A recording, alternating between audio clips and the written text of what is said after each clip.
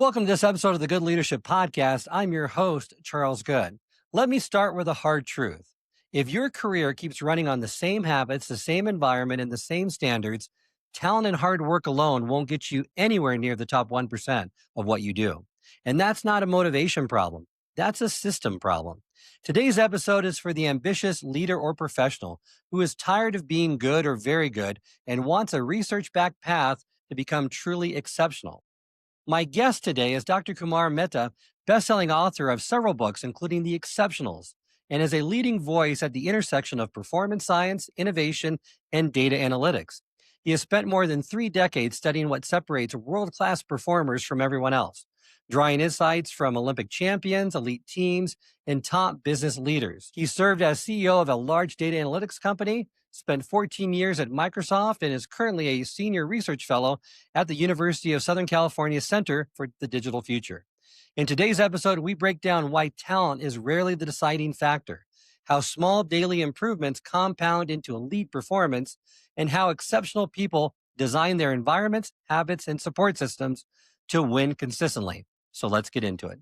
Welcome to the Good Leadership Podcast, where we explore the stories, strategies, and insights of thought leaders who inspire us to think differently and lead better. Through candid conversations and expert perspectives, we dive into the challenges, breakthroughs, and practical lessons that shape exceptional leadership. Welcome to the show, Kumar.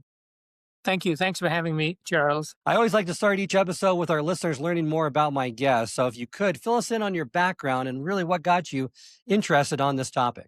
So my background is pretty varied. My educational background is in pharmaceuticals, but I left the pharmaceutical industry a long time ago when I took one of my first jobs at Microsoft, where I grew and stayed for 14 years doing a number of different things. After that, I was an entrepreneur. We started a company. We grew it pretty substantially, and we sold off a piece of it to an even larger company. And then I thought I just wanted to do something that could enhance lives in a positive fashion. And I thought that the only thing that's enhanced lives positively is innovation. The medicines we take, the technology we use, it just continues to make a positive impact on life.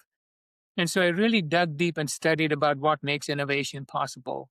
And that led me to my first book, The Innovation Biome. And shortly after that, I tried to get into the lives of the exceptional people who made these great innovations. And it turned out that research project kind of broadened in scope.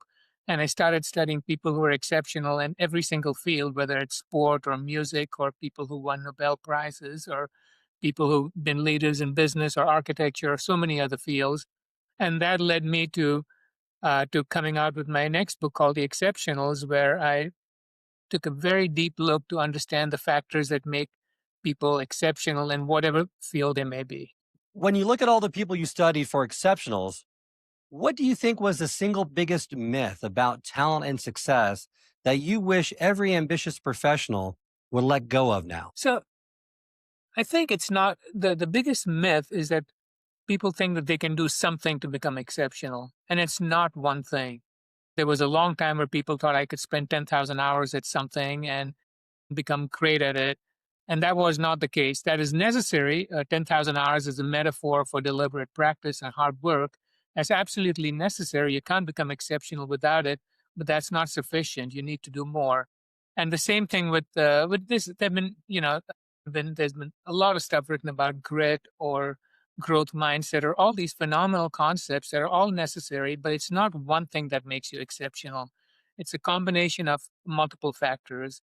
And that's one of the things that I try to share. Another myth I see a lot with exceptional or with people describing exceptional people is that they're just fundamentally different from the rest of us.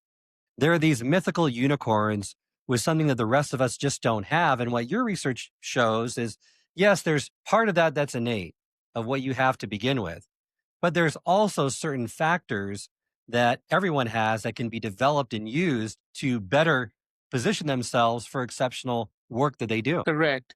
So about 50% of what makes someone exceptional is their innate talent or innate ability or what they are born with.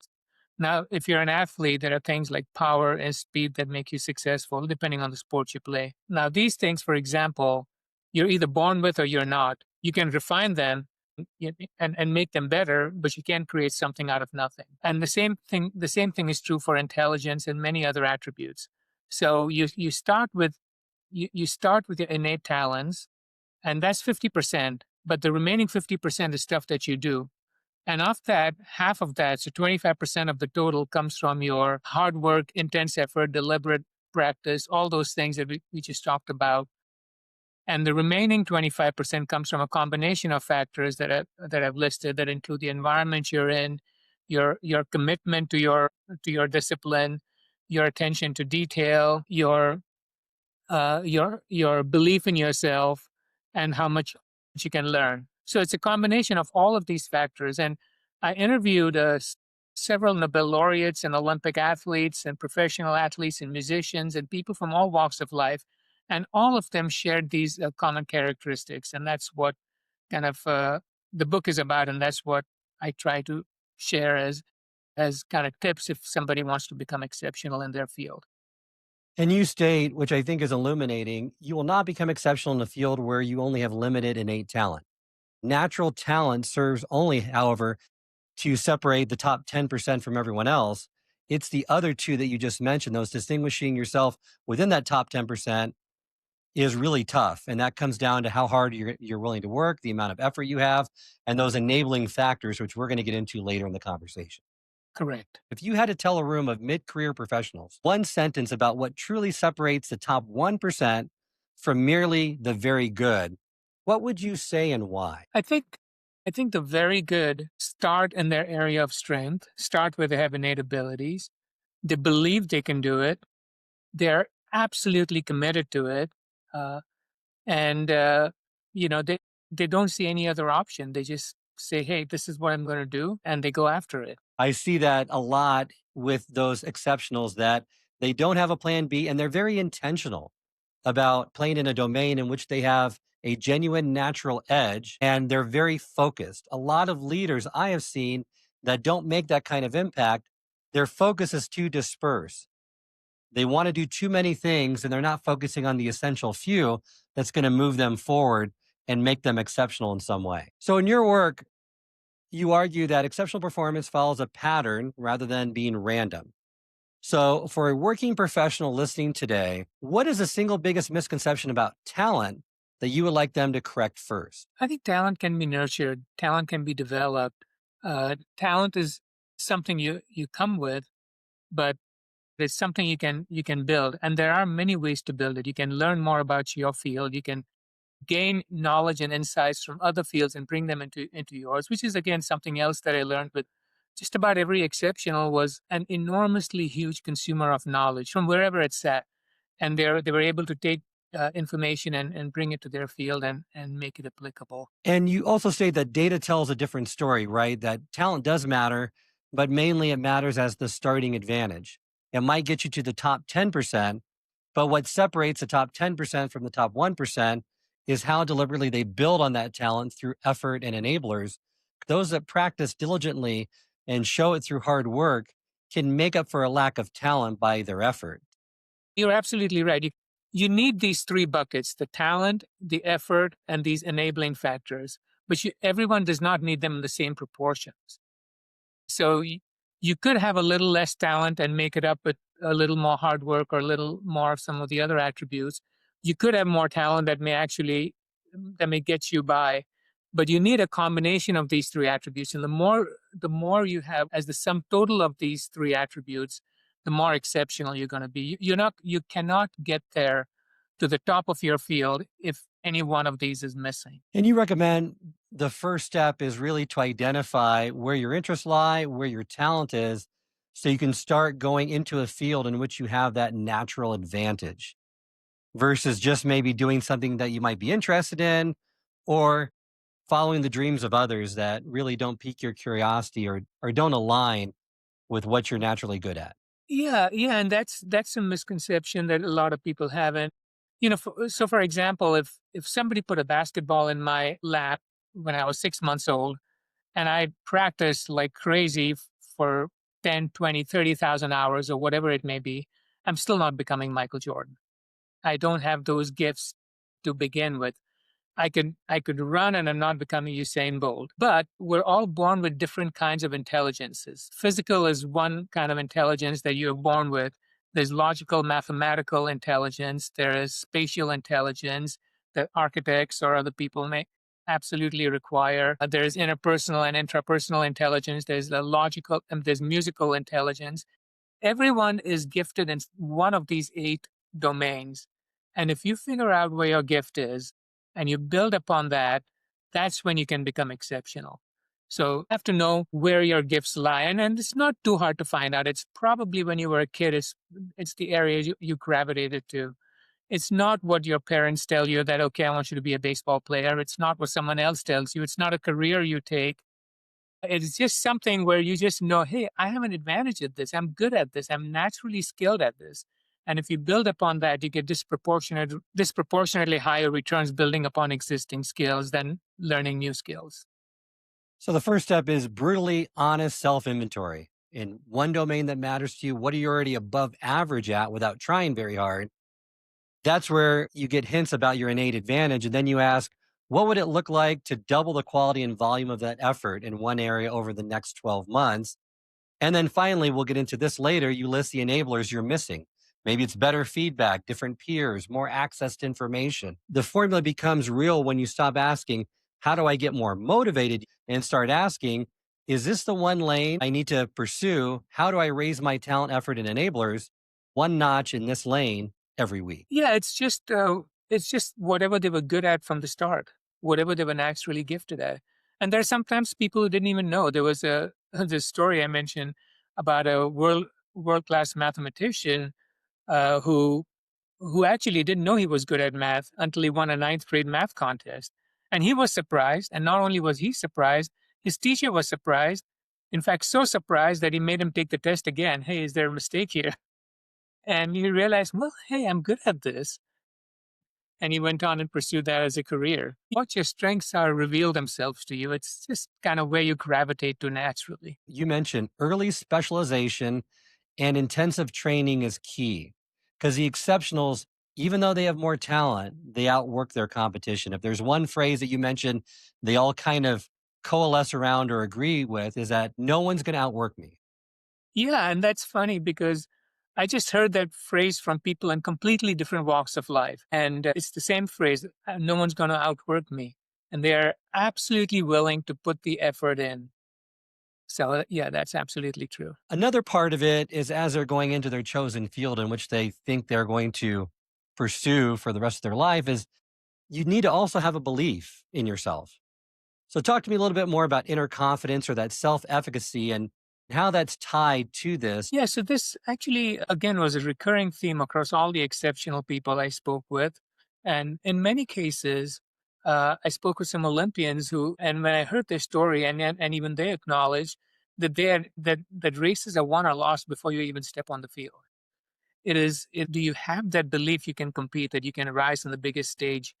And that belief, that inner belief, it's so funny. I hear when I'm watching sports on TV, I hear announcers say, "Oh, he's got a lot of self belief," and I don't know if they know how true they are, but they are. It all comes around self efficacy, which is the the feeling you have in yourself that you can be successful at a task.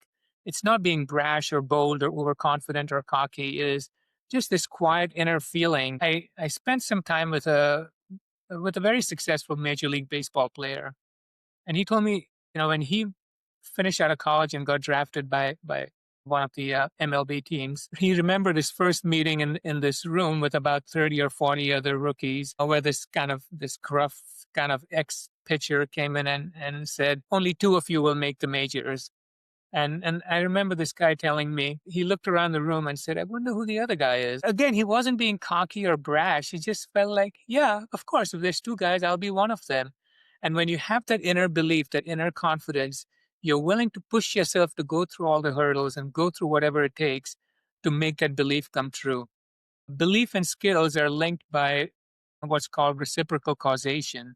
So if you have high skills in something, if you're good at something, you believe that your belief in it gets better. But conversely, if you have a high belief in something, your skill set stretches to match that belief. And so you keep getting better. And there was this old Henry Ford quote that whether you believe you can or whether you believe you can't, you're right. And so it it is so important to have that kind of inner self-confidence and belief that, hey, I'm going to do this, I'm going to nail this. And we've all experienced that feeling. And what surprises me too when I read the book is you state belief in your abilities is often a more reliable predictor of success than your actual skills or capabilities. This means that your level of achievement at a task is influenced more by whether or not you believe you can achieve it versus whether you have developed the skills and capabilities to actually achieve it. It's so critical. I don't think many people look at this enough, the mental side and this part of it, but your mindset is such a critical piece of you becoming exceptional at anything. And people with higher self efficacy are willing to work harder, endure more sacrifices, invest more of their time and effort because they believe they will be the best. How about for setting goals? You mentioned also in the book that don't just set modest goals, set lofty ones because all exceptionals do this, but make sure that you convert them to something that's specific and immediate. Let each milestone you achieve become a stepping stone to something more substantial or ambitious. And as you keep doing this, the cumulative power of what you believe and what you can achieve becomes immeasurable. Are there any stories that you can share of people that you've interviewed or maybe in your life where this has proven to be correct? I mean, even if you just look at the stories of people who achieved world fame, whether it's Tiger Woods or Michael Phelps, they all have goals. Michael Phelps had his goals written on a piece of paper that really pushed him to go and do better. The same with Tiger Woods.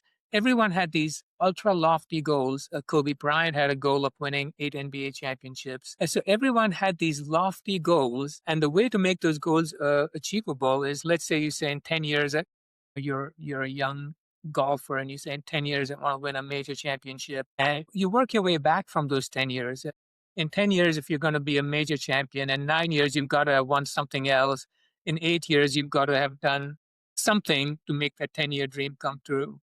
And you keep going back to year one where you have now, you know specifically that if I want to do that in 10 years, in the next 6 months or the next 1 year, this is what I have to accomplish. And that's the only thing you should be focused on. And that applies to every career. You can say that I want to be the CEO of my company in 10 years or a VP of marketing in 10 years or whatever it may be. And you work your way back from there to the skills you need to develop today so that you have those skills you need to become the CEO in 10 years. Great advice. And there's also this myth that I hear a lot where you have to just do it alone. And from your research, from the people that you've interviewed, you say that's just the myth of the solo superstar. You don't achieve excellence by attempting to make a complicated problem simple. You achieve excellence by embracing its complexity and relying on expert knowledge to help you create simple and elegant solutions that capture and address all of the intricacies inherent in that complex problem. And as these problems get more complex, it's harder to do this all alone, single handedly. You need mentors, you need a team that you can rely on. Talk to me more about this and why it's so critical to break this myth and for people to start relying on others if they really want to be great. Yeah. So if there's one thing true in life, the one thing true since the formation of the world is that every creature, every ecosystem, every human, everything goes from simplicity to complexity. We started with single cell microbes, and now we've got New York City with 10 million people. Complexity in everything is increasing. If you want to become exceptional in your field, you just have so much more complexity you have to understand and overcome. And the only way you can do that is by having a network of knowledge and by learning and by distributing that complexity. Think of yourself as the center of the wheel, you're the hub, and there are all these spokes with all these different areas of knowledge that you can draw in from. And so one of the things that I talk about is that there's really no solo superstar. Has everyone who's risen and achieved anything has done so on the shoulders of others. You've learned from other people, from other experiences, from other disciplines. So I think the advice to people in careers is don't be afraid to take advice. Don't be afraid to learn outside your discipline or your field. Well, and you're right. It takes a village to become exceptional. It's not possible to make the trek to the top of the mountain alone. You need to start. You need to have the support of a mentor or a team of experts to guide you to help navigate the way so you don't have to learn all those hard lessons on your own. And For many of us, since everything's getting more complex, you mentioned counterintuitively that we need to focus on the details and have micro excellence moments. Every exceptional, not just Phelps, has achieved that distinction through a maniacal focus on details. Talk to me more about this concept of micro excellence, and then we'll talk about how the British cycling used this to really become the dominant cycling team in the sport. So I talk about this concept called micro excellence, which is something, again, every exceptional has focused on, which is focusing on the details, not just the big things. This baseball player I was talking about was saying that, people, there were many people in all these minor league, different levels of minor league, who just go and practice hitting and hitting the ball as hard as they can. Well, this guy was practicing how to throw a ball accurately when you're off balance, because those are the skills that you need to be successful. Of course, you need to hit the ball hard, but all these other skills. In the Michael Phelps example, he practiced how to hit that timing wall hard, so he could even shave off whatever fraction of time he could. Every single exceptional has gone through the details, has, as you just mentioned, the maniacal focus on the details. The British cycling team under David Brailsford introduced the theory of marginal gains, which actually got quite popular. And they were kind of a mediocre, average team. But over the course of his tenure there, I think they won 16 gold medals in 2 Olympics, and they won 7 out of 8 Tour de France championships. And one of the things he pushed on was this theory of marginal gains, which is making a 1% improvement in a host of things. Don't just try to get these big improvements, make tiny improvements across things that people will just ignore. And the examples he used was he painted the floor of the team bus just absolutely pristine white, so you could even spot the tiniest speck of dust, because that impacted bike maintenance. Now that's not going to win you the Tour de France, a speck of dust, but combined with so many other things, it's going to help. Another thing he did quite famously was he had the team bus carry mattresses and pillows for all the cyclists, because again, you go to all these cities, you're sleeping in these strange beds. He wanted to take the element of surprise or any risk away from rest and recovery. So he had the team bus set up all these mattresses for people, so that wouldn't be left to chance. And again, sleeping on mattress A versus mattress B isn't going to win you the Tour de France. But when you combine it with so many other things, all those little things add up. And that's what I call micro excellence. Don't just focus on the big things, focus on the details that separate the good from the great. You're right. Becoming exceptional is never the result of focusing on a few important areas. It is the cumulative effect of achieving excellence in the countless small steps that people don't see until they see the ultimate outcome. And everyone wants to be excellent when it matters most. But the only way to be excellent when it matters most is to be excellent when it matters the least. And I think that's a profound statement, because the best in the world do this by differentiating between their craft, the skills they learn, and their art relentlessly. They work of getting better each and every day until it becomes so ingrained in their minds and body that it becomes automatic. Because then they know that regardless of what happens and how great they perform in practice, they've established that high level that's going to hopefully elevate their game when it matters most.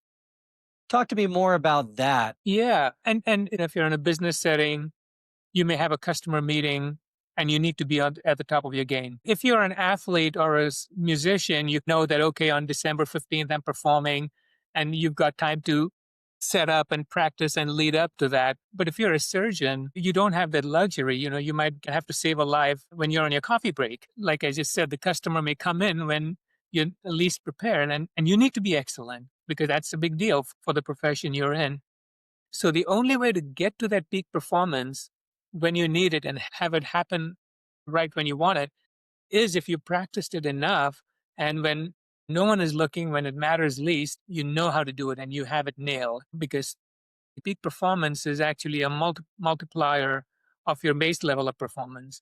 And if your base level of performance gets high, your peaks are going to get that much higher. How can professionals systematically build that kind of self efficacy without sliding into this overconfidence or self delusion? Self-efficacy is a psychological concept that's been studied pretty extensively over the past few decades. Way to build self-efficacy, actually through doing it and seeing success. If you want to become good at something, practice it, become good at it, and the better you become at it, and the more you believe in yourself, and that kind of gives you the upward cycle. Another way to improve self-efficacy is through verbal persuasion, where people tell you what to do. And it's not just kind of words like you say, "Hey, you got this." It's actually specific things from someone who knows what they're doing. So that can actually help you perform better. Another way to do it, and then I've seen this in many cases, is through these vicarious experiences. When there's people you know, people who you consider your peers, do something extraordinary, you feel like, hey, if they can do it, I can do it. There was an Olympian I spoke to, and she went to the Olympic trials where she saw her friends trying out for the national Olympic team, and she said, "Well, I know these people. They're not that much better than me. If they can do it, I can do it." And that gave her the self-efficacy to believe that she could do it. Some great insight. So it grows from evidence, not just from affirmations. And you build it by setting slightly uncomfortable goals, hitting them and then deliberately noticing. And you also borrow belief from others. Like you mentioned, you watch peers at your level doing impressive things and saying to yourself, hey, if they did it, so can I. The environment plays a critical factor as well in becoming exceptional. When you surround yourself with mentors and individuals that push you, You have to have a supportive environment. I think you tell kids you're as good as the friends you keep at any stage of life. If you're in a career, if you surround yourself with excellence, you're going to rise to that level. The environment plays such a huge impact, and that's why uh, talent is concentrated in areas. Tech talent is in the Bay Area or Seattle. All the golfers are in Florida. The runners are in Kenya. The marathoners. It's because just be in the surroundings where you see other people achieve these amazing things, and you say that, hey, if they can do it, I can also. So if you find yourself in a rut, surround yourself with people who are actually not, who are actually trying to achieve great things, but trying to do things that you may want to do, and you'll find yourself rise with that. And this has been, again, proven time and again that having the right environment around you is going to push you to achieve higher output. and that's what you mentioned in the book too with Michael Phelps, the most prolific Olympian in history. He had the right environment around him, the coach that pushed him, the right mindset. He had something called no 0 days, which really just meant unbroken training streaks so that he made sure that he trained every day and he trained as hard as he could. So he was moving in the right direction for these lofty goals that he set for himself. How can a busy professional design a realistic no 0 day habit that would meaningfully move their career forward as well? Yes, and no 0 days means basically when you set a goal to yourself, do something towards it every single day, even if it's something tiny. And the way you can do that is giving yourself a process. You can say that let's say you want to learn an instrument. You can say that I'm going to practice for X number of hours a day or X number of minutes a day. That's a process. You go in and you spend that 90 minutes or whatever it is you've set for yourself. Or you set a task-based goal. They say, I'm going to practice until I master this specific skill. It could take you 5 minutes. It could take you 50 minutes, but that's your process. When I was writing my books, my process was, I want to write 1,000 words a day. They could be good. They could not be good. But I said, okay, I'm going to write 1,000 words today, and that's what I'm going to do. I just stuck to that process. And if a book is 50,000 words, in 50 days, you have your book. But give yourself a process to prevent your 0 days and stick to your process. I hope this episode has provided you with valuable insights. If it has, I ask you to share it with someone who would also benefit from it. If you've been enjoying and gaining knowledge from this podcast, then subscribe to our YouTube channel where you can find all the previous episodes of the podcast and additional learning resources. You can also subscribe to the podcast on Apple or Spotify and leave up to a 5-star review.